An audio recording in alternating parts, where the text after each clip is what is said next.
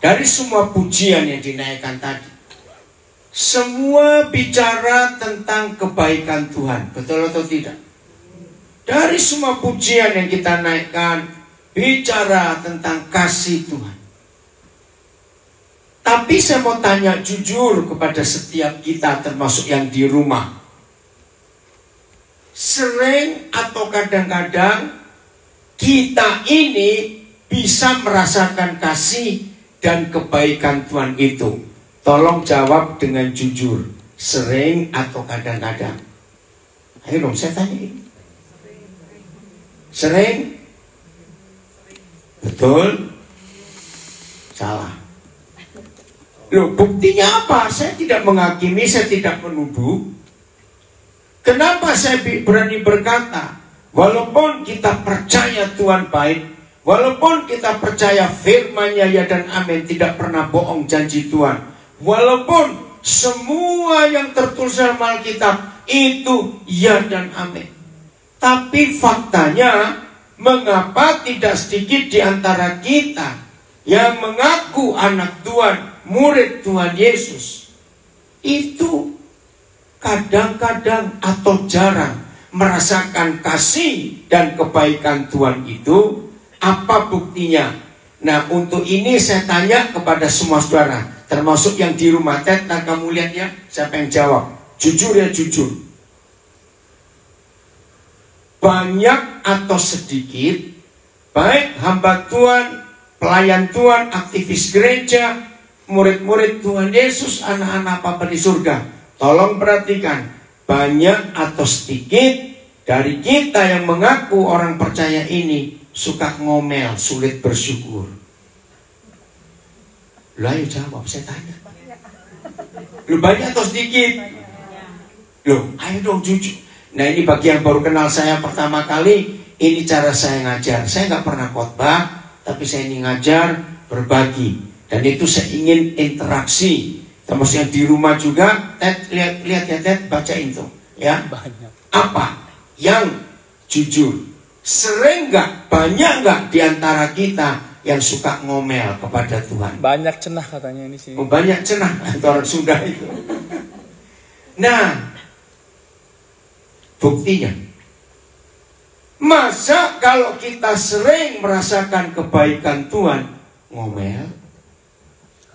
Loh, saya tanya, wah, seharusnya kalau kita sering merasakan kebaikan Tuhan, ngomel nggak? Aduh, susah sekali jawabnya. Kalau kita merasakan kebaikan Tuhan, seharusnya kita sering ngomel nggak? Tidak. Nah, ini faktanya. Mengapa? Tolong di mute ya. Tolong di mute yang di Zoom. Saya terganggu karena saya pakai Bluetooth ini. Earphone. Tolong di mute ya. Kenapa Ted? Ada yang komen apa di situ? Wakeh pol katanya. Iya, banyak memang.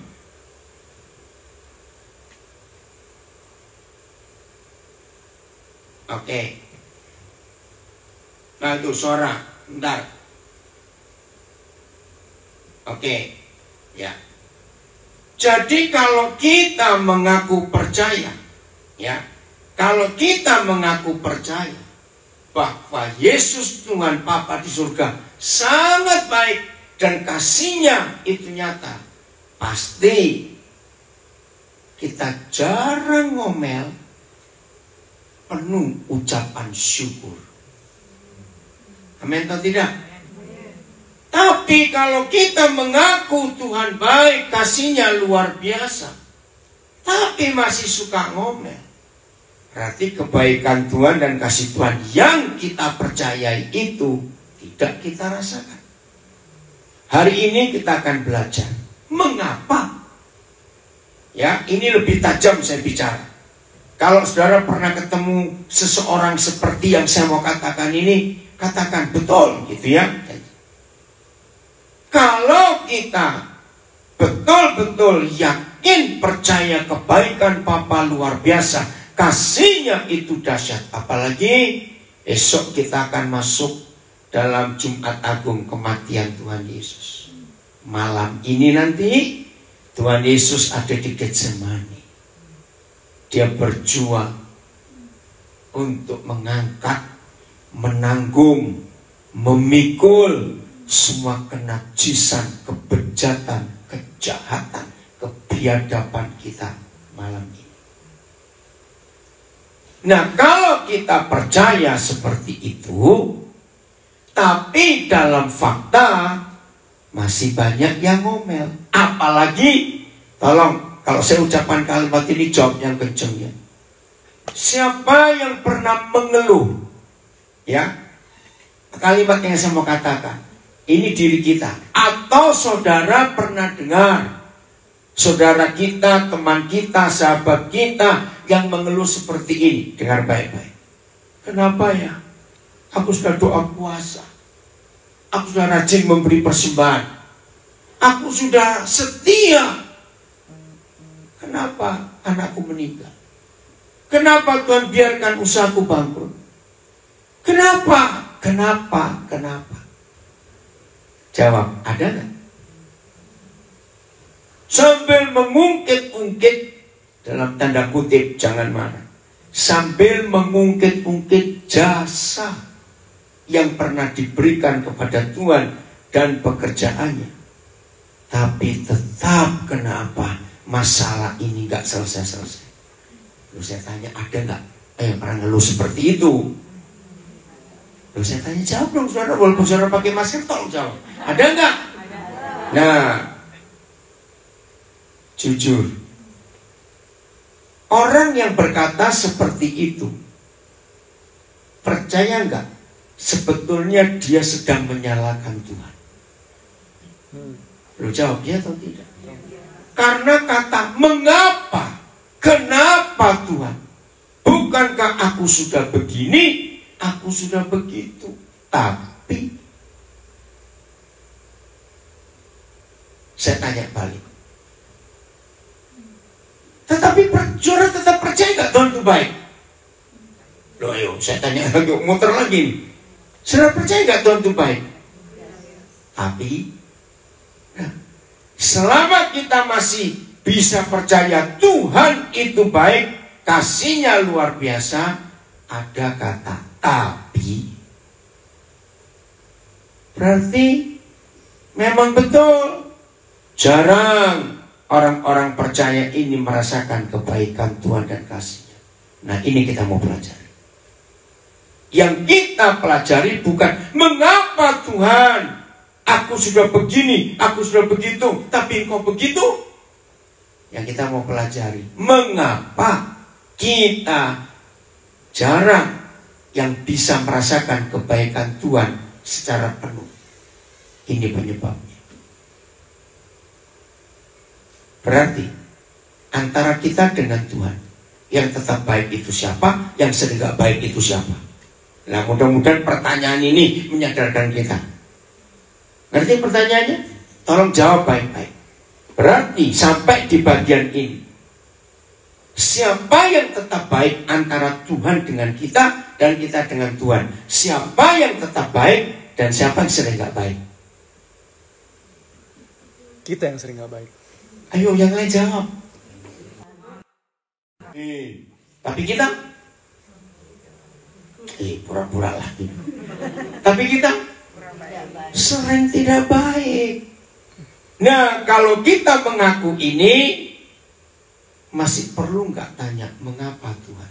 Kenapa Tuhan? Aku sudah begini, aku sudah begitu. Aku kurang apa? Hari ini kita akan belajar kebaikan Tuhan dan kasih Bapa kita di surga tidak perlu kita ragukan. Katakan amin. Yang perlu kita ragukan adalah diri kita sendiri. Kita baca ayat pertama. Mazmur 73 ayat 1. Ini ayat jelas sekali yang menyebabkan mengapa kita tidak bisa merasakan kebaikan Tuhan, padahal Dia itu baik. Mau pakai bahasa Indonesia, bahasa Inggris? Bacanya yuk.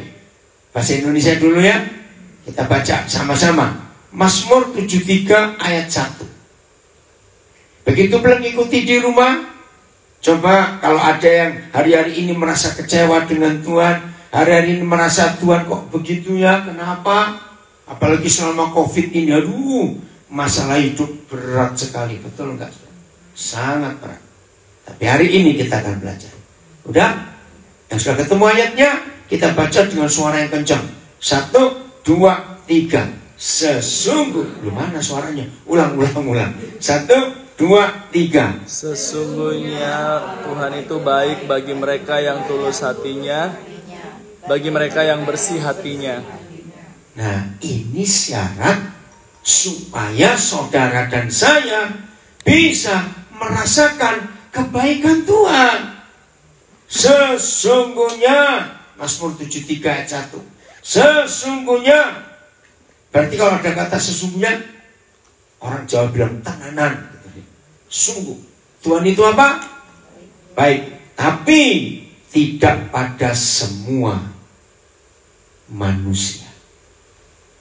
Dia hanya baik kepada yang bagaimana? Baca lagi. Yang tulus hatinya dan bersih hatinya. Beri saya satu kata saja.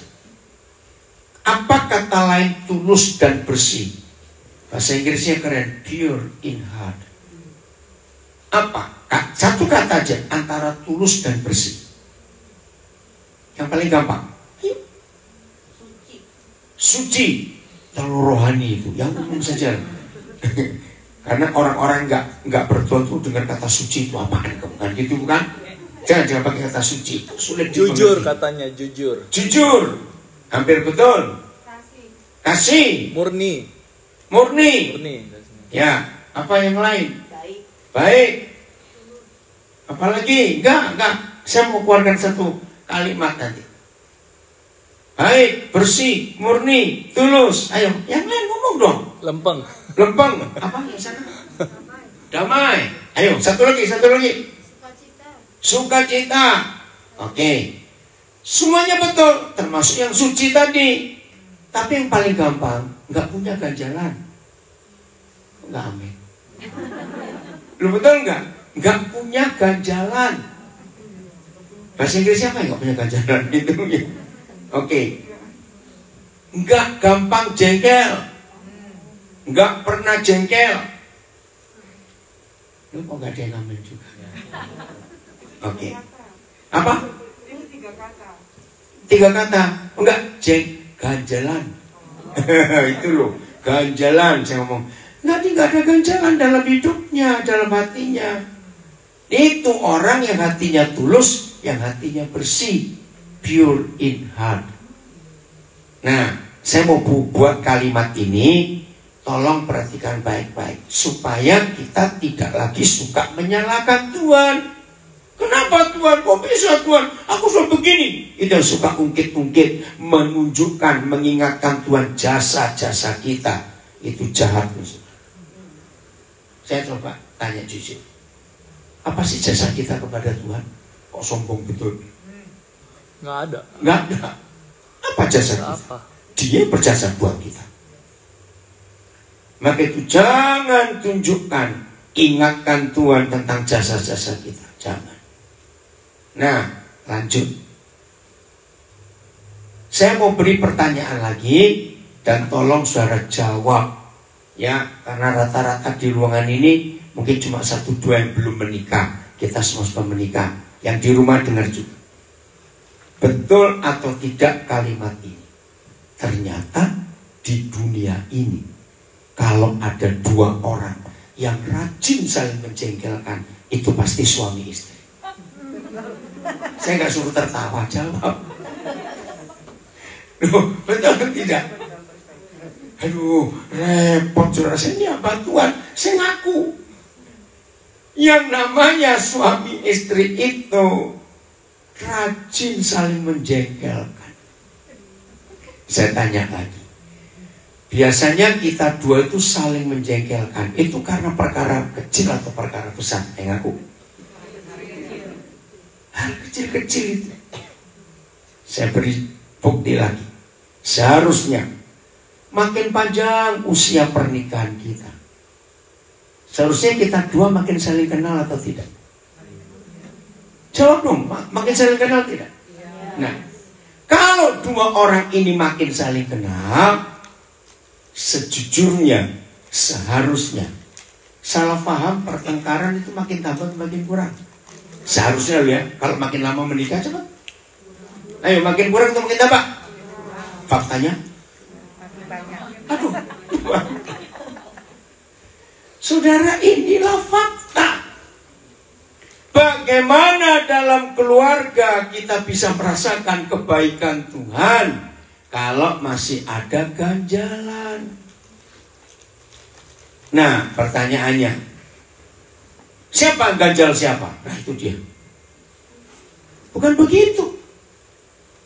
Saudara, mari kita belajar hari ini. Jengkel saja, ya saya ulangi, jengkel saja sudah merupakan penghalang bagi kita untuk merasakan kebaikan Tuhan. Saya ulangi, jengkel saja sudah merupakan penghalang untuk kita merasakan kebaikan Tuhan. Jengkel itu besar atau kecil sih sebetulnya? Ayo, kata jengkel itu ada perkara besar atau kecil? Ayo lo jawab. Kecil. Kalau marah itu besar. Ini jengkel. Ini yang merupakan penghalang kita tidak bisa merasakan kebaikan Tuhan. Bereskan hati ini. Bersihkan hati ini. Nah, kalau sudah begini, saya beri pertanyaan lagi. Berarti lebih mudah bersihkan rumah atau bersihkan hati? Ayo, lebih mudah bersihkan rumah atau bersihkan hati? Rumah, pintar. Oke, habis ini saya periksa rumah masing-masing. Enggak, goyang saja. Saudara, ini perkara serius. Maka itu Tuhan kita sangat benci kepura-puraan, kemunafikan. Betul atau tidak? Tuhan Yesus itu lebih mudah kumpul orang berdosa loh. Bisa makan bareng, bisa get along, ya enggak, bisa jalan sama-sama. Weh, tapi pada orang munafik. Ini bedanya Tuhan kita dengan Tuhan di agama apa saja. Semua agama di dunia, semua. Buktinya lihat itu. Saya mengikuti berita di Jogja dalam sebulan ini. Ada kelompok agama tertentu melakukan ritual di tengah jalan, di tempat-tempat umum, ya di dalam apa itu kereta juga. Nah, maaf ya, maaf. Tuhan kita tidak pernah menilai kita di dalam ritual, aktivitas keagamaan kita. Betul atau salah? Lo jawab, betul atau salah? Sebab yang Papa nilai itu yang di dalam sini, yang orang tidak tahu. Nah, ini yang saya suka lo ya. Salah satu dari pandemi COVID-19. Orang beribadah gak ada jaim-jaim lagi. Karena kita kebaktian cuma pakai handphone di depan kita. Boleh cuma pakai kaos oblong, kaos singlet. Boleh cuma pakai daster. Lo ngerti gak? Jadi gak ada kemunafikan. Di situ kita serius tidak? Waktu ibadah online itu. Jadi ingat ini. Jangan tunjukkan jasa-jasa kita kepada Tuhan. Jangan tunjukkan aktivitas ritual rohani kita kepada Tuhan. Dia gak bisa kita bohongin. Katakan amin. Dia tahu isi hati kita. Maka itu ayo mulai hari ini firman ini jadi bagian kita yang paling penting. Ayat kedua, Amsal 4 ayat 23. Ini satu-satunya yang diminta oleh Bapa di surga untuk dijaga. Gak ada dua, gak ada tiga hal. Satu. Amsal 4 ayat 23.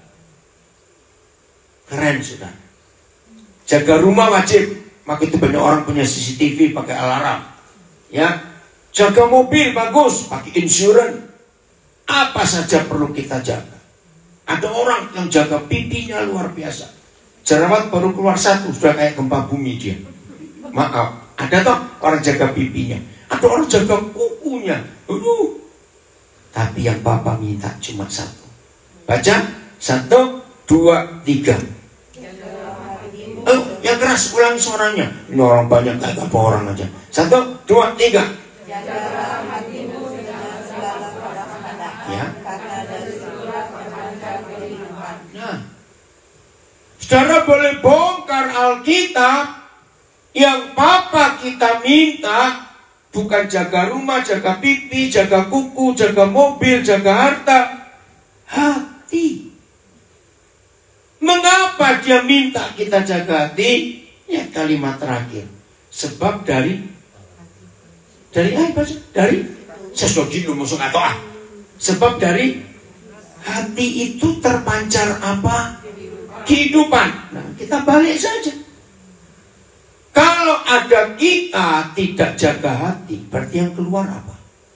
Lawannya kehidupan apa? Nah, saudara, itulah hati. Jujur,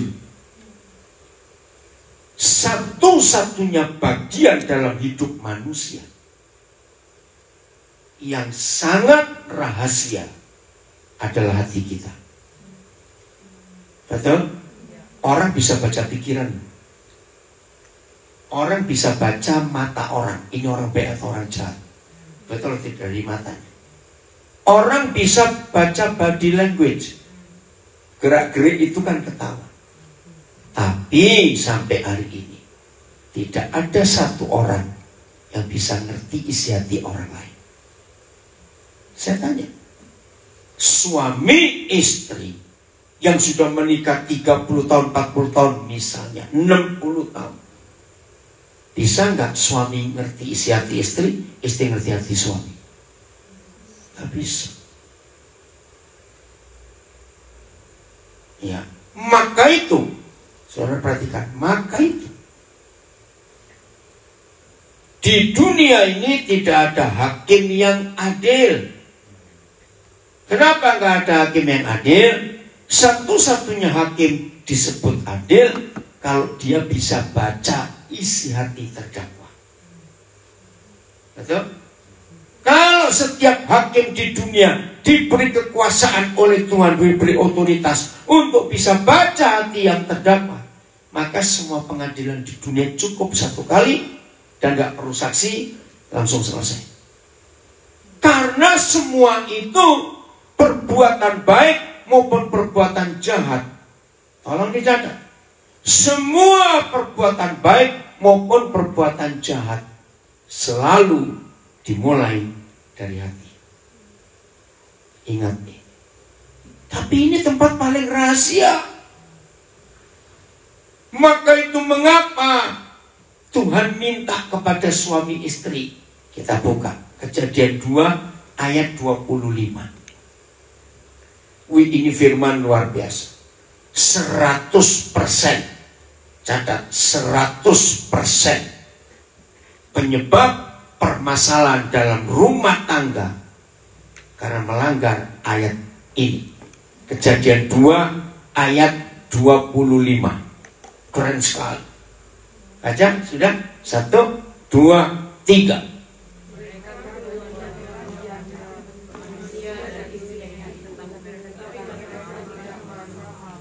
Siapa mereka di situ? Adam dan Hawa. Saudara, pertama saya belajar ayat ini, saya itu tertawa kepada Papa di surga. Kenapa saya tertawa? Coba saya tanya. Perlu nggak ditulis di dalam firman Tuhan kalau Adam dan Hawa itu telanjang? Perlu nggak sebetulnya? Apakah semua kita nggak tahu kalau mereka telanjang, atau semua kita sudah tahu bahwa mereka dua itu telanjang? Jawab cepat. Ayo. Perlu nggak ditulis? Oke, saya beri pertanyaan terbalik. Kita tahu nggak mereka itu telanjang waktu itu? Ya, kenapa? Belum ada pabrik tekstil, kok susah bener ah. Loh iya toh. Ini loh cara kita belajar Alkitab, pakai logika anak-anak. Jangan pakai logika teolog, mumet itu Alkitab. Sederhana sekali. Maka itu pertama saya baca ini, Papa ngapain sih bikin penuh Alkitab? Kami tahu Adam dan Hawa itu telanjang karena belum ada pabrik tekstil.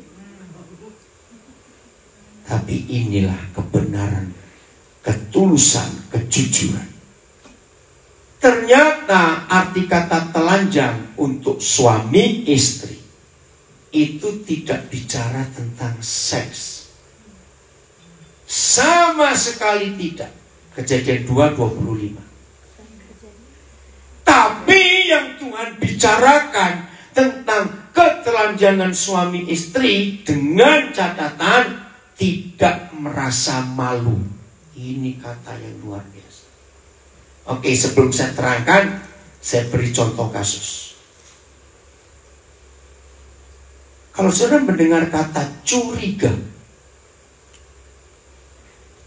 itu sebenarnya ada apa? Ayo, jawab dulu supaya kita tahu ayat ini.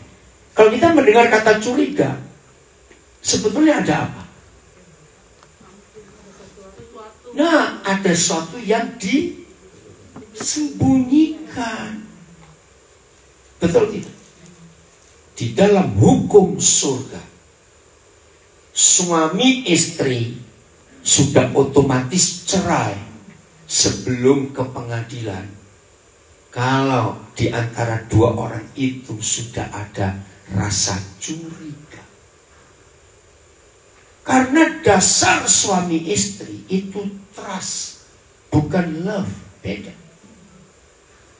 Trust itu dasarnya kasih, percaya. Maka itu ketika suami mencurigai istrinya atau istri mencurigai suaminya, di mata Tuhan mereka sudah cerai. Kenapa? Nah, kembali. Kalau orang tua itu telanjang, masih perlu dicurigai nggak? Lu jawab dong. Kalau dua orang itu telanjang, masih perlu dicurigai nggak? Enggak. Ya gobloknya mencurigai. Sudah telanjang itu mau curiga apa lagi? Ini ayat luar biasa. Iblis melambang kegelapan. Betul? Nah, yang gelap itu bisa nggak ada di tempat yang terbuka seperti ini? Jawab, nggak ada. Yang gelap selalu ada di tempat yang ditutupi.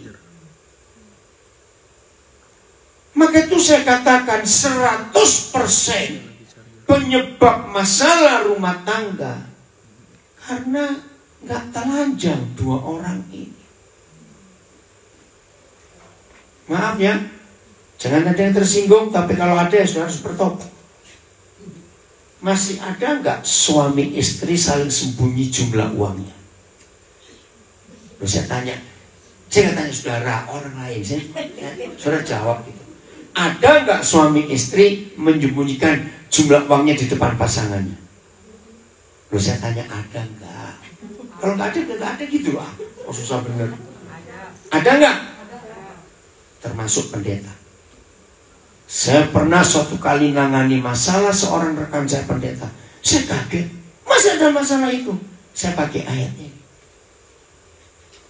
Jadi suami istri yang tidak jujur di depan pasangannya, berarti yang satu sedang memakai sesuatu untuk menutupi sesuatu.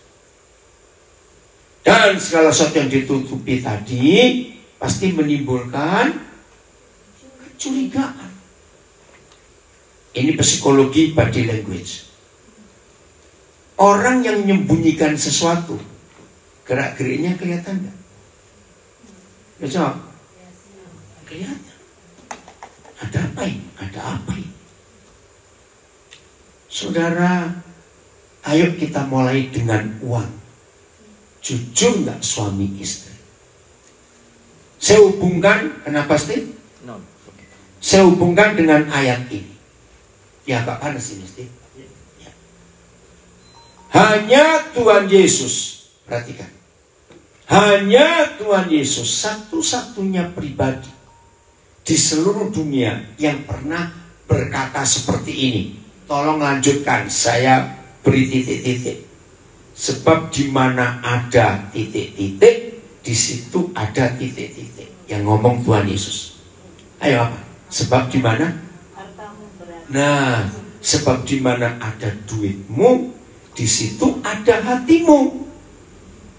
Nah, pertanyaan saya, kalau suami istri uangnya pisah,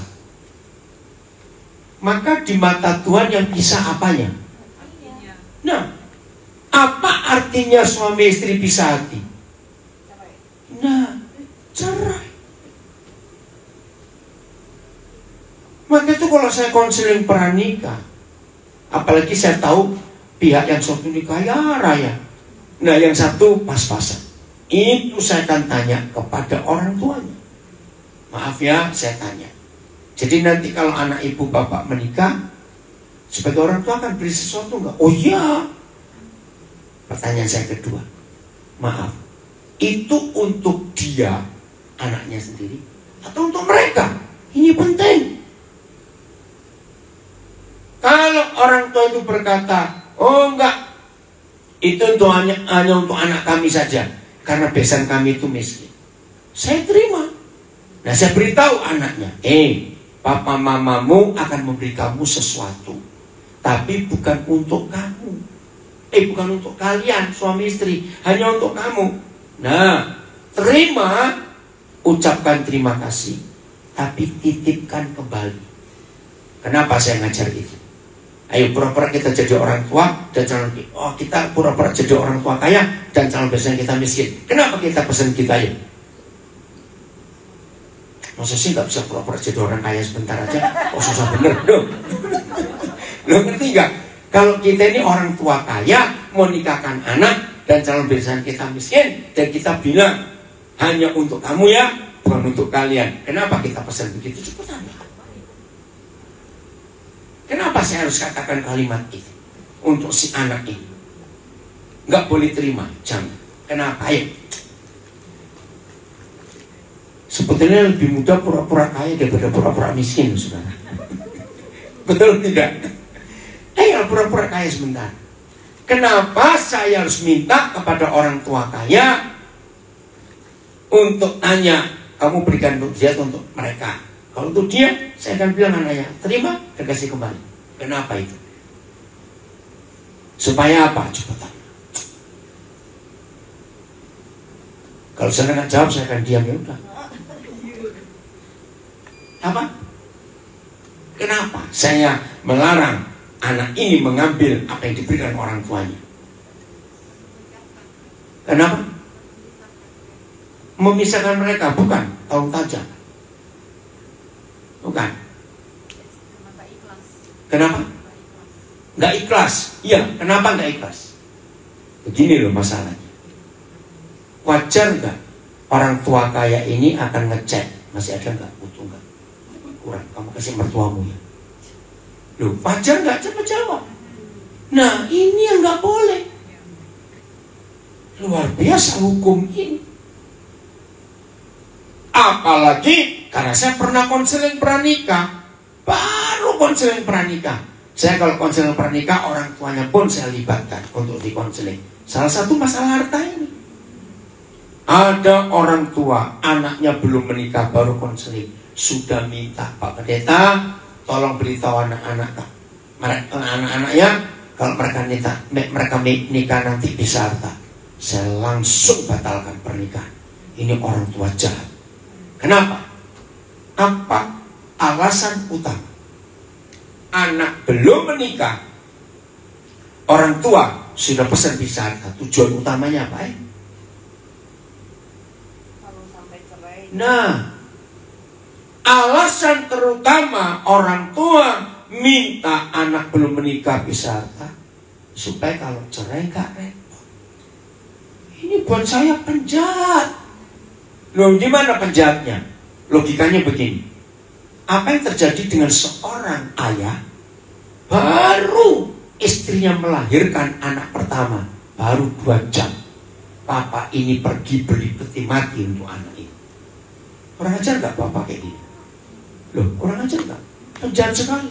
Nah, sama dengan orang tua yang anak belum menikah, so dipersiapkan perceraiannya, kan jahat sekali. Loh, setuju gak saya ngomong ini?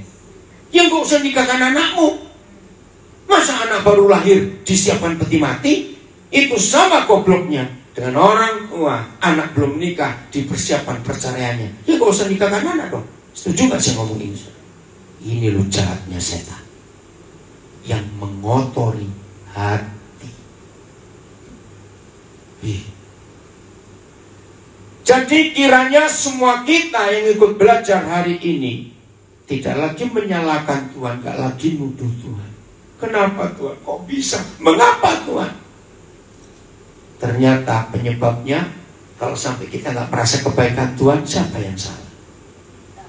Kita, karena saya sudah pegang begini, karena hatinya nggak dijaga. Oke, saya tanya begini, ya, kalau saudara setuju, walaupun saudara baru dengar kali ini, nggak apa-apa, dengar. Ada nggak orang di lemari hatinya punya koleksi musuh? Loh, saya tanya kok. Ada nggak orang punya koleksi musuh di lemari hatinya? Loh, saya tanya, ada nggak? Loh, saya tanya, ada tidak orang yang punya koleksi musuh? Pasti, namanya manusia. Nah, ini masalahnya. Hati yang nggak dijaga itu kotor dan timbul kematian. Maaf, jangan tersinggung. Saya cuma tanya. Fakta. Firman Tuhan atau firman mama mertua lebih gampang dihafal? Maaf. Loh, jangan tertawa, saya ini tanya. Firman Tuhan atau firman mama mertua lebih gampang dihafal? Saya cuma tanya. Nah, kenapa? Karena firman mama mertua kita beri tempat di hati. Maka itu ingat terus. Sekarang ini loh yang buat hati ini kotor. Maka itu hari ini jangan ada ganjalan di hati kita. Biar bersih, tulus, murni, pure in heart. Ibrani 12 ayat 14. Ibrani 12 ayat 14.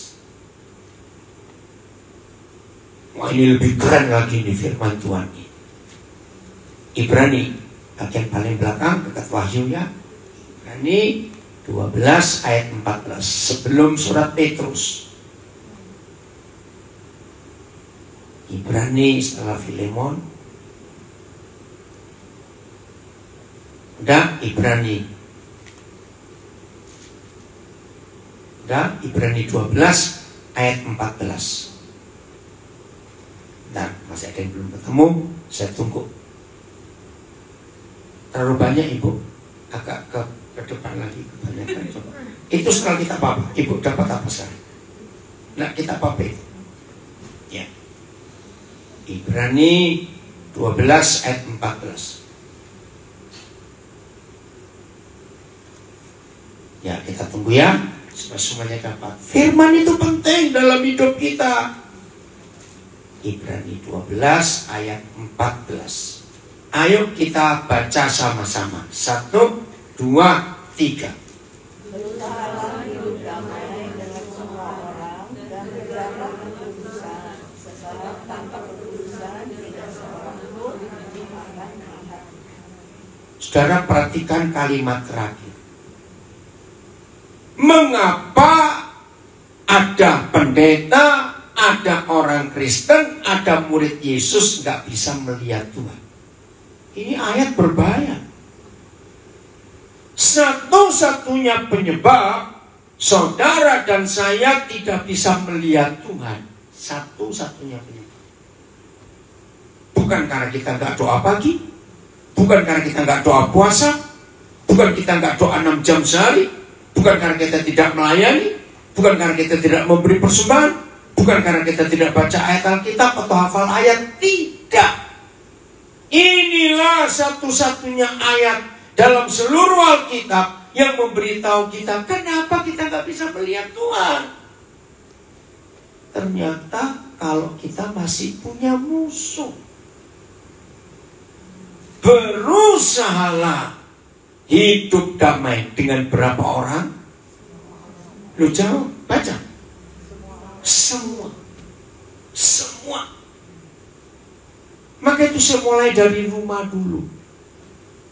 Sebelum kita bisa mengampuni istri kita, sebelum kita bisa mengampuni suami kita, sehingga kita dua gak ada rasa jengkel sedikit pun, maka dari rumah itu hati kita sama-sama bersih, baru kita bisa melihat Tuhan. Saya tanya balik, kalau ada kata berusaha, kalau saya punya bahasa Inggris pursue, itu tergantung kita atau tergantung Tuhan? Ayo, tergantung siapa? Kita. Jadi kita nggak bisa doa gini, Tuhan tolong saya Tuhan, aduh, supaya saya bisa ngampuni bajingan ini. Nggak bisa doa begitu. Maaf. Jadi untuk mengampuni dan berdamai dengan semua orang nggak bisa didoakan. Itu keputusan kita, mau atau tidak. Saya tanya, di alam semesta ini ada berapa kekuasaan? Maksudnya apa? 2. Siapa dengan siapa? Tuhan dengan setan. Oke. Nah, ini pertanyaan berikut.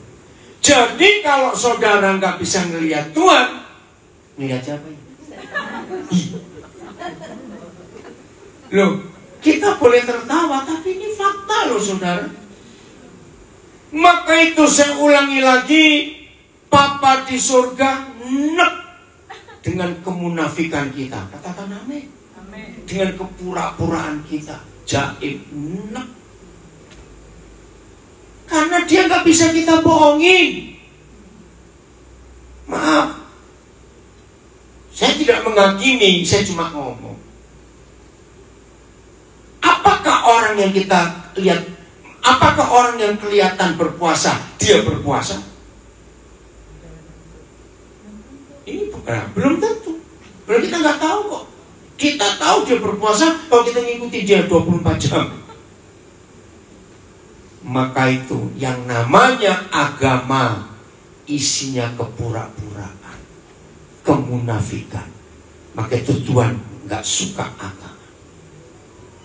COVID-19 memurnikan semua agama di dunia. Karena nggak ada ritual, semuanya sendiri. Hebat sekali. Oke, saya lanjut. Yang bacanya, membaca harus begini. Berusahalah hidup damai dengan semua orang. Sebab dan kejarlah perdamaian itu, bukan kekudusan. Sebab tanpa hidup berdamai dengan semua orang, maka tidak seorang pun akan melihat Tuhan. Jadi kuncinya bukan doa puasa, bukan doa pagi. Kuncinya hati ini bersih gak? Ada ganjalan. Serius loh saudara. Minta Roh Kudus mengingatkan kita. Ayo, ini cuma contoh saja. Ada nggak orang yang sudah umur 60, 70 tapi masih jengkel dengan guru SD-nya dulu? Loh, kok tertawa? Saya cuma tanya. Bisa nggak itu terjadi? Iya toh? Ayo. Masih ingat guru SMP kita yang jual kali ini? Saya pernah dilempar penghapus oleh guru SMP saya. Tapi saya ngampuni sudah. Ingat saya. Guru SMA, dosen, apalagi tukang parkir, tetangga. Secara jujur, makin tua usia kita, boleh nggak saya berkata, ternyata makin banyak loh ganjalan-ganjalan ini. Loh ya atau tidak? Hari ini kita jaga. Ganjalan-ganjalan itu yang sulit kita merasakan kebaikan Tuhan. Kakak adik ipar, sepupu, kemenakan. Aduh, kalau dikumpulin ke habis-habis. Maka itu hari ini harus bersih. Katakan amin. Tuhan mau kita tulus, nggak ada ganjalan sama sekali. Saya beri dua kata ini, kalimat ini. Yang betul yang mana? Disakiti hati atau menyakiti hati? Yang benar yang mana? Disakiti atau menyakiti? Yang benar. Cuma dua soal aja kok lama sekali jawabnya. Disakiti itu umumnya, padahal salah. Loh, saya beri ilustrasi. Orang yang masih bisa disakiti hatinya, memang dia sakit. Nggak percaya? Oke, saya buktikan. Kalau ada goresan yang kita nggak tahu, ternyata di salah satu bagian tangan kita atau badan kita tuh ada goresan, kita nggak tahu. Wajar kan namanya manusia. Tiba-tiba waktu kita makan soto meres jeruk, ini kok pedih sekali. Berarti ada luka nggak? Kalau nggak ada luka, kalau nggak ada luka sakit nggak? Belum pernah. Nah, kalau ada orang masih bisa disakiti hati, memang hatinya yang sakit. Kalau kita nggak punya sakit hati, hati kita sehat, bersih, nggak apa-apa. Saya beri contoh lagi. Iya, maka itu enak kok belajar firman, dipraktekkan dalam hidup ini. Saya beri contoh. Ada di antara saudara lagi tunggu entah bus, tunggu di Perth ada tren nggak? Ada ya? Atau tunggu jemputan. Lagi berdiri santai-santai. Tiba-tiba ada orang lewat, kita nggak kenal. Begitu pas di depan saudara, anjing lu, marah nggak? Lu marah tidak? Enggak, luar biasa. Lu bukan soal nggak kenalnya, diomongin anjing lu, cara wajar. Nggak perlu marah, karena kita bukan anjing. Ya toh, kalau ada orang ngomong gitu tanya anjingnya yang mana? Loh Pak, jajan. Ya toh tanya. Karena si anjing pun kalau kita ngomongin begitu apa reaksinya? Ayo. Anjingnya aja kalau anjing lu, apa reaksinya si anjing? Noleh aja enggak. Nah kenapa kita bukan anjing kok? Bereaksi. Maka itu yang benar bukan menyakiti, tapi yang benar kita disakiti karena kita sakit. Kalau hati kita beres, benar, ada orang maki-maki, ada orang fitnah, kalau kita betul-betul nggak salah, nggak perlu kita merasakan itu. Setuju ya? Nah, mulai hari ini periksa hati kita. Jadi Papa di surga itu urusannya selalu dengan hati, enggak dengan yang lain-lain, karena hati itu pusat kehidupan. Ayat yang terakhir, bagian terakhir ini, Yeremia 17 ayat 9. Yeremia 17 ayat 9. Ngeri ini ayat. Ini tentang hati manusia. Yeremia 17 ayat yang ke-9.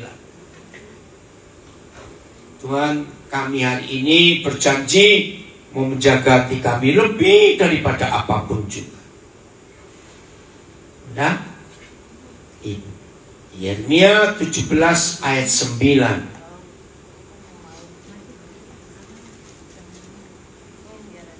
Tuhan itu suka loh kalau kita suka belajar firman-Nya. Betul ya saudara? Suka sekali. Ya. Ini saya cuma berbagi aja. Kalau saudara ingin, khotbah-khotbah saya itu ada di Facebook saya dan Instagram saya. Ya, cari Daniel Alexander. Setiap saya ngajar itu pasti terekam. Oke? Yeremia 17 ayat 9. Kita baca dulu. 1, 2, 3. Betapa licinnya hati, lebih licik daripada segala sesuatu. Hatinya sedang berlalu, Nah, itu loh hati manusia. Hati itu paling licik, paling licin di antara yang paling licik.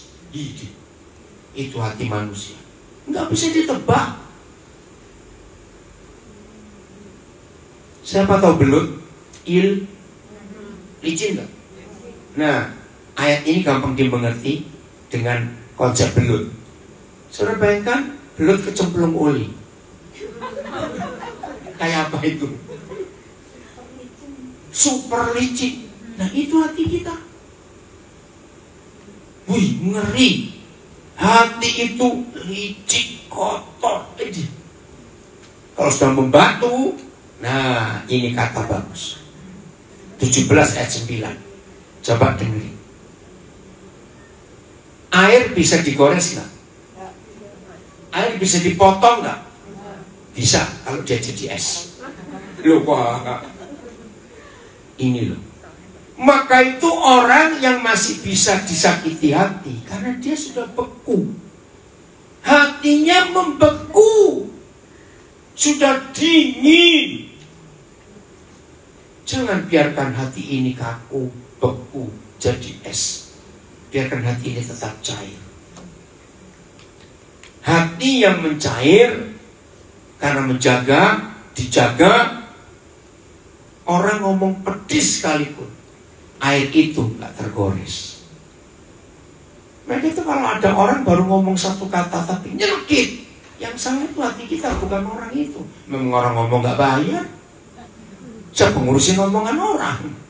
Hati kita yang perlu kita beres. Itu yang penting di hati kita. Saya dapat satu ilustrasi berapa waktu yang lalu. Ada seorang ingin belanja ke satu toko. Pas dia sampai di toko itu, ada pembeli yang sedang dilayani. Ternyata pelayannya, tahu masih ingat kata jutek? Iya enggak, judes. Pokoknya nggak ramah sama sekali. Tapi pembeli yang pertama itu santai aja. Walaupun dilayani dengan nggak baik, akhirnya dia dapat yang dia cari. Terus dia berhenti, bayar, keluar. Terus dia bilang, tolong kamu tunggu sebentar dulu. Kenapa? Enggak, saya cuma mau ngetes saja. Begitu dia maju, ternyata si pelayan sama juteknya. Nih, dia marah-marah, nggak jadi beli. Nah, dia keluar cerita pada pembeli pertama. Kamu kok mau sih dilayani orang jutek kayak begitu? Jawabannya luar biasa. Aku kan nggak butuh dia, aku butuh barang ini. Bagus gak ilustrasi itu? Dia bilang hidupku nggak boleh diatur oleh kata orang. Aku nggak mau hidupku diatur oleh perbuatan orang. Silakan dia. Setuju? Maka itu jadi di antara dua orang ini yang hatinya sakit yang mana? Yang kedua. Maka itu kalau hati kita tetap cair, nggak jadi es, nggak bisa sakit hati. Pernah lihat ada orang lagi berdiri jajaran, yang satu kedip-kedip matanya kelilipan, yang sebelah marah. Kenapa lu ngeliatin gua? Ada orang kayak begitu, pernah ketemu nggak? Oh, ampun ini orang. Oke, ayat 10. Masih Yeremia 17. Ayat 10. Maka itu kita harus jaga hati kita ini, saudara. Ayat 10. Enggak, baca sama-sama. Siapa papa kita di surga? Hebat. 1, 2, 3. Ulanglah kok pelan-pelan. Aku Tuhan yang menyelidiki hati dan menguji batin. Terus? Nah, untuk memberi balasan pada orang yang setimpal dengan tingkah lakunya. Jasa saya atau belum? Belum terus. Nah, jadi papa itu baik atau tidak, itu tergantung diri kita. Karena dia tetap baik. Amin. Ini loh papa kita di surga. Hobinya cuma satu, menguji batin dan menyelidiki hati. Maka itu berbahagialah setiap kita kalau tiap hari Papa di surga bisa memeriksa hati kita tetap bersih di hadapan Dia. Nggak punya musuh, nggak punya ganjalan. Hidup itu pasti enak. Percaya makan dengan kerupuk kecap aja tetap nikmat karena hatinya beres. Lu betul nggak? Orang makan steak yang mahal, ya kalau hatinya nggak beres, steaknya itu jadi seperti sandal karet. Betul nggak? Kan hatinya yang nggak beres. Maka itu hari ini, ayo kita berubah. Saya akhiri dengan pertanyaan ini. Berarti kalau ada apa-apa yang terjadi di antara kita, yang salah itu dia atau kita? Ayo, ini akhirnya. Yang salah kita. Gak ada salah orang lain, tidak. Kan kapan Daud jatuh dalam dosa? Ya orang bilang ya karena dia gara-gara Batseba. Kenapa? Saya bilang enggak. Kalau dia tidak ada roh perjinan, maupun lihat 100 cewek mandi telanjang nggak terpengaruh, karena dia mikir oh sapi mandi selesai. Tapi orang yang hatinya penuh perjinan nggak usah lihat gambar orang. Ini pikiran sudah kotor, setuju tidak saya ngomong ini? Maka itu semua itu gara-gara kita, bukan gara-gara si A si B, bukan. Ya aku ini mencuri gara-gara dia, ngawur aja. Aku ini kena narkoba gara-gara dia, enggak. Hari ini kita belajar semua gara-gara kita yang tidak bersih hati kita. Siap berubah mulai hari ini? Ibu ada pujian apa enggak yang cocok dengan firman ini? Kira-kira kepikir enggak? Ya boleh, enggak apa-apa. Ayo, nanti saya minta Pak Puji ya berdoa untuk kita semua setelah kita dengar firman ini. Lagunya apa, Bu? Ayo semua kita jadi pelaku firman-Nya, hidup sungguh-sungguh dengan Tuhan.